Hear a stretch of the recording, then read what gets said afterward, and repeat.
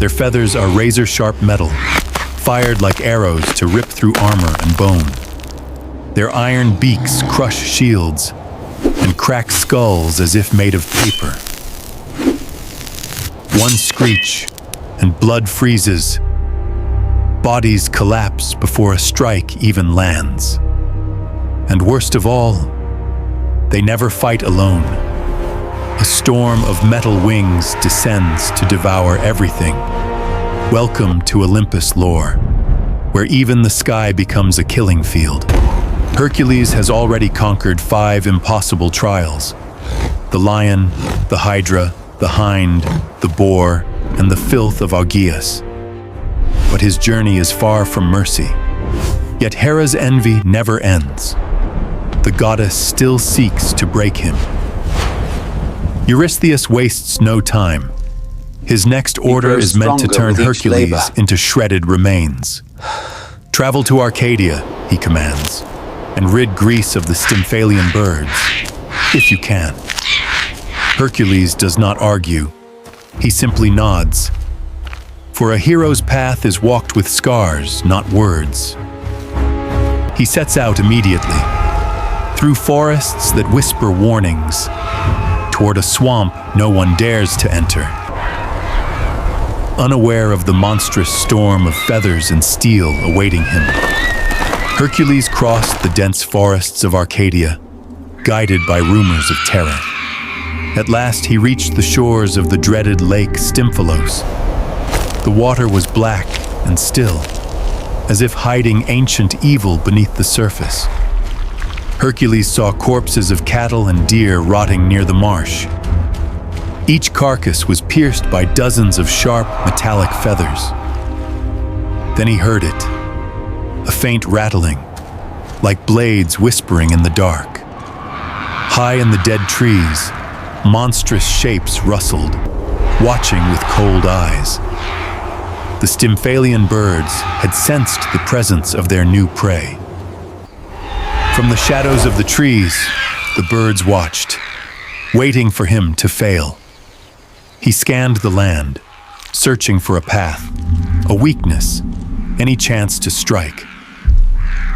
But every approach was blocked by mud, poison, or razor-sharp feathers. For the first time in this labor, Hercules felt uncertainty shadow his strength. He needed more than muscle. He needed the wisdom of the gods. A soft glow pierced the darkness, bathing the marsh in divine light. From that radiance stepped Athena, the goddess of wisdom and war.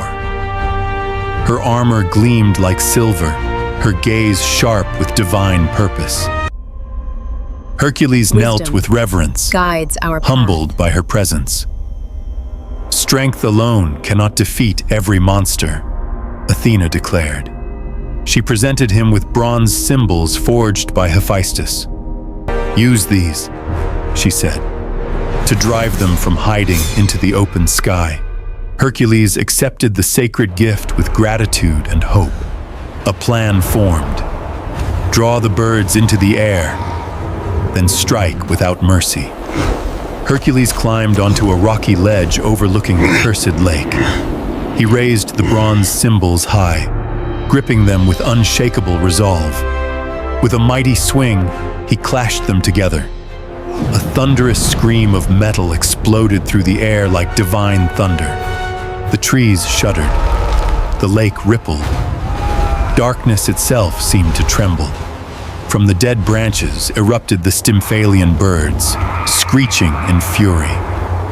The sky filled with steel and death, eclipsing the sun above. Hercules stood fearless, eyes locked on his airborne enemies. The hunt had begun, and the hero was no longer the prey. Hercules drew his bow, gifted by Apollo, its curve glowing with divine strength. He reached for arrows, each tip soaked in the venom of the Hydra. With perfect aim, he released the first shot like lightning unleashed.